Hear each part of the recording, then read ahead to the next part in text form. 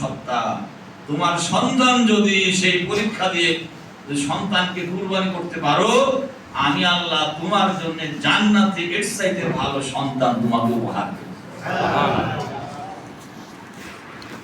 আর যে নিয়ামত তুমি দুনিয়ার বুকে হারালে তার চাইতে বড় নিয়ামত জান্নাতে নাজ নিয়ামত সম্পদ আল্লাহ তাআলা তোমাকে দেবেন। এজন্য আল্লাহ বলেছেন ওয়া আন্নাল্লাহ ইনদাহু আজরুন আযীম। আজরে আযীম মানে মহা পুরস্কার, অনেক বড় পুরস্কার। সেই পুরস্কার, এই পুরস্কার বুঝতে না পারলে পকেট থেকে টাকা বের হবে না, খরচ করা যাবে না, কুরবানি দেওয়া সম্ভব হবে না জীবন এবং মালে। তাহলে অতএব কেন খরচ করব, এই কারণে আমরা 3 আয়াত থেকে এটা বুঝলাম। এরপরে হলো কৃপণতা না করে তাড়াতাড়ি দান করা উচিত। সময় আরো আছে, সময় আরো আছে। কবি আল্লামা ইকবাল বলেছে না যে আগাহা अपने मौत से कोई बशर नहीं, सामान सो बरक से है पल की खबर नहीं। একটি মুহূর্তের খবর তোমার কাছে নেই, একটা পলকের খবর তোমার কাছে নেই, অথচ শত শত বছর ধরে কি খাবে জোগাড় করো, এটা হবে সেটা হবে, কিন্তু কখন এই দুনিয়া থেকে চলে যাব একটি মুহূর্তের খবর কিন্তু কারোর কাছে নেই। আমরা অনেকে বলে রোপণ হব আরো সামনে, বলে রিপোর্ট রাখে, বলে সামনের মাস থেকে রাখবো, এই বাড়ি ঘর ঠিক করে নি, চাকরি ঠিক করে নি, কখন চলে যাব। এজন্য এখানে আমি বলেছি যে কৃপণতা না করে তাড়াতাড়ি দান করা উচিত। আজকে তো বাড়িতে আমি ফিরে নাও যেতে পারি।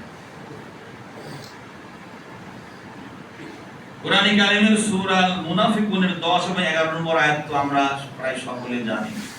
ওয়া আনফিকু মিম্মা রাযাকনাকুম মিন ক্বাবলি আন ইয়াতি আহাদাকুমুল মাউত ফায়াকুলা রাব্বি লাউলা আখারতানি ইলা আজালিন করিব ফাআসাদদাকা ওয়া আকুম মিনাস সালিহিন।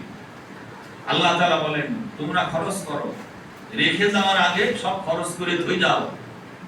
তোমার জীবনের ওই মুহূর্ত আসার আগে যখন কারো মওতের সময় হয়ে যায়, আজরাইলকে যখন দেখে, তখন আজরাইল, তখন ওই মানুষ আল্লাহর দরবারে ফরিয়াদ করে, রব্বি হে আমার প্রতিপালক, লাউলা আখারতানি ইলা আজালিন করিব, যদি আমাকে আর 2-1 ঘন্টা সময় দিতেন, আপনি দেখতেন এই বিছানা থেকে এইবার উঠলে পরে ফাসাদদাকা সব খরচ করে আসতাম, সদকা করে আসতাম, দান করে আসতাম, ওয়া আকুম মিনাস সালিহিন, আর এখন থেকে তোমার ইসলামী আন্দোলনে সলেহীন বান্দাদের কাতারে একজন শপথের কর্মী হয়ে যেতাম সুযোগ পেলে। কিন্তু আল্লাহ বলেন ওয়ালা ইউখিরাল্লাহু নাফসান ইযা জাআ আজালুহা, সেই সময় যখন হয়ে যাবে আর এক মুহূর্ত পরিমাণ সুযোগ দেওয়া হবে না।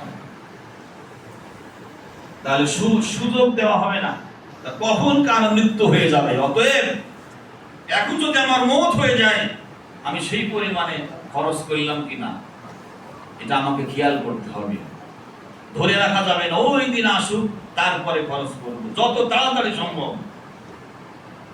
কোরআনে কারিমের সূরা আল বাকারার 195 নম্বর আয়াতে আল্লাহ তাআলা বলেছেন ওয়া আনফিকু ফি সাবিলিল্লাহ ওয়া লা তুলকু বিআইদিকুম ইলাত তাহলুকা ওয়া আসিনু ইন্নাল্লাহা ইউহিব্বুল মুহসিনিন।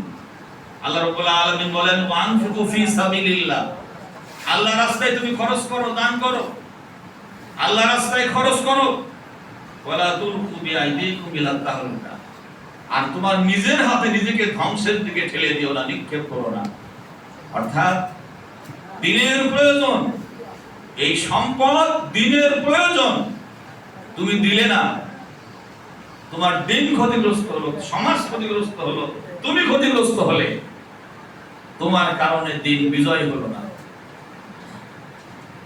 এজন্য দান করা থেকে দূরে থেকে খবরদার নিজেকে তুমি ধ্বংসের মুখে ঠেলে দিও না। ওয়াহাসিনু, আবার আল্লাহ তাআলা বলেছেন উত্তম আমল করো কিংবা ইহসান করো। ইহসান মানে তুমি গরিব দুঃখী অনাথ মানুষ, তারা খেতে পায় না, বুভুক্ষ লোক, তাদেরকে তোমরা দিয়ে খাবারের ব্যবস্থা করো, তাদের প্রতি দয়া করো। সংগঠন পরিচালনা করার ক্ষেত্রে অসংখ্য ভাই চোখ হারিয়েছে, হাত হারিয়েছে, মৃত্যু যন্ত্রণায় শায়িত হাসপাতালের বেডে তাদের চিকিৎসার জন্য তুমি